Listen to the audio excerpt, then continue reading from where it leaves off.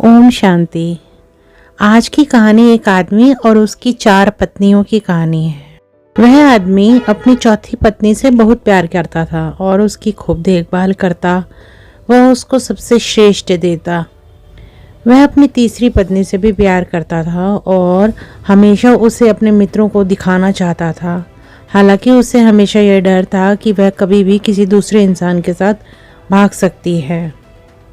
वह अपनी दूसरी पत्नी से भी प्यार करता था। जब भी उसे कोई परेशानी आती तो वो अपनी दूसरे नंबर की पत्नी के पास जाता और वो उसकी समस्या को सुलझा देती।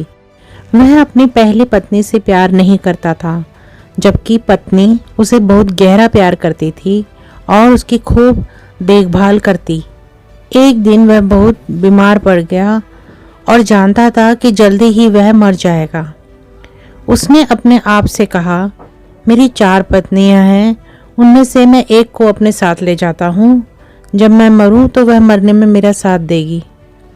तब उसने चौथी पत्नी से अपने साथ आने को कहा तो वह बोली, नहीं, ऐसा तो हो ही नहीं सकता, और चली गई।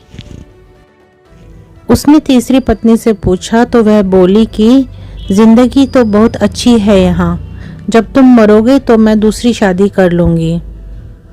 उसने दूसरी पत्नी से कहा तो वह बोली, माफ़ कर दो, इस बार मैं तुम्हारी कोई मदद नहीं कर सकती।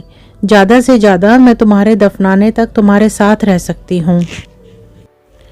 अब तक उसका दिल बैठ सा गया और ठंडा पड़ गया। तब एक आवाज़ आई, मैं तुम्हारे साथ चलने को तैयार हूँ। तुम जहाँ जाओगे मैं तुम्हारे साथ चलूँगी। उस आदमी ने जब देखा तो वह उसकी पहली पत्नी थी। वह बहुत बीमार सी हो गई थी खाने पीने के अभाव में।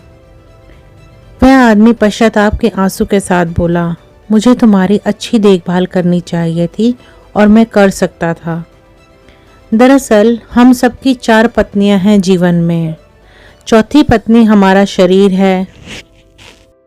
हम चाहे कितना सजा लें, संवार लें, पर जब भी हम मरेंगे तो यह हमारा साथ छोड़ देगा।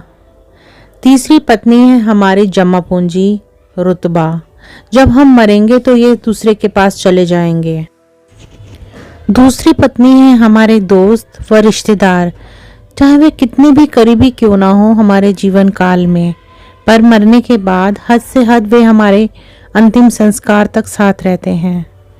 पहली पत्नी हमारी आत्मा है, जो सांसारिक मोह माया में हमेशा उपेक्षित रहती है। यही वह चीज़ है जो हमारे साथ रहती है जहाँ भी हम जाएं। कुछ देना है तो इसे दो, देखभाल करनी है तो इसकी करो, प्यार करना है तो इससे करो।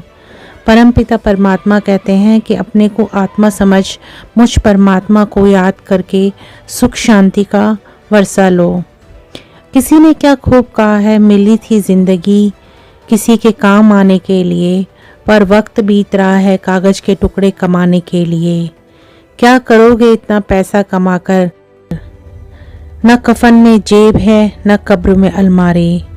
न कफन में जेब है न कब्र में अलमारी, और ये मौत के फरिश्ते तो रिश्वत भी नहीं लेते। ओम शांति।